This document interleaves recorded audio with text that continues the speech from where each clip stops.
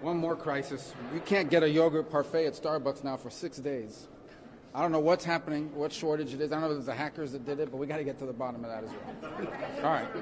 Yeah. I was wondering, so one of the Biden administration's proposals to combat this problem is to make people cut their unemployment benefits if they get a job. He's saying they'll take away their unemployment benefits if they refuse a job.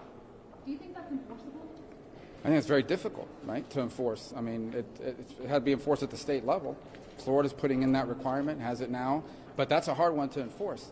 Look, ultimately, this was an issue of timing, and the timing, there was a year ago, you can make a very different argument, but now those jobs are there, and what I'm telling you is that ultimately what I fear most of all is that these businesses that are now operating under capacity because they can't get people to work, they need this time to make up for all that lost revenue of being down for a year, 6 months or 8 months. By the time folks are ready to go back to work as this expires after Labor Day, there may not be a business for them to go back to. I'm worried about a second hit against our economy. I'd let my colleagues add to that. It's not working now, right? It's obviously not working. Brian, you had one? Senator Marshall, a number of your colleagues have referenced their governors are foregoing the enhanced benefits. Are you calling on Governor Kelly in Kansas to forego those, or as long as they're available, would you like Kansas to have access to the enhanced benefits? I'm absolutely calling on her to end the federal unemployment extra benefit. People will still get their $500 a week, but this would end the extra $300. And I would just encourage the. You want Governor Kelly to do it on her own before the Biden administration acts. That's what I'm saying. I would love for Governor Kelly to make the announcement today. I would suggest following our plan, we're going to cut the federal benefit in half in June, and by July 1st be in with it. But there's two components to this. Number one is it'll help the economy, but I'm really concerned about is people's mental health as well. And Joni kind of talked about this a second ago. The greatest thing we could give a person right now is a job that brings dignity and purpose to their life. If you want to solve the mental health crisis, number one, people need to go to a Royals baseball game, but number two, they need to get back to work as well. So yes, I sure hope that she'll give in here and do the right thing for the state. Following up on that, 11 states have already starting to close out their unexpired plus benefits. So isn't now this a state issue where the governors, should you be talking to your governors about ending this program?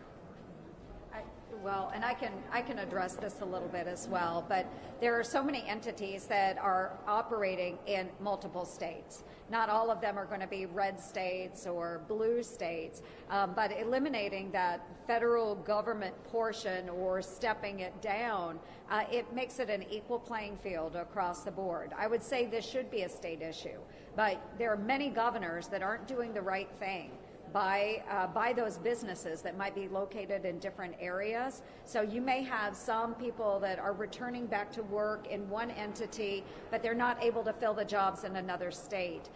Let's even that out. Let's make sure that all the states are across the board playing on the same field. I think that's the best. Different problems and different situations. And that's exactly why you have state unemployment. We're talking about the federal portion, and those states can deal with those issues, but I would say large in part, some of those are self-created issues. So as long as they have state unemployment, they still have that support network available. But what we're saying is the federal government is going to start stepping down. We will see people going back to work in those states where it makes sense to go back to work.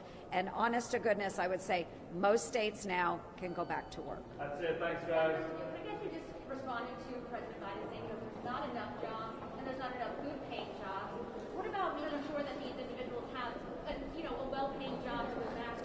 Well, because of the labor shortage, most of these places are paying more than they've ever paid before. The problem is if the cafeteria bakery that I know, they used to pay people $9.50 an hour. Now they're paying $13 an hour. But when you're selling pastries at 50 cents and 75 cents, there's a limit to how much you can pay. But they're all paying more. Some are actually giving bonuses to employees that can attract other workers to come because they're so desperate for the labor need. But the labor numbers are there.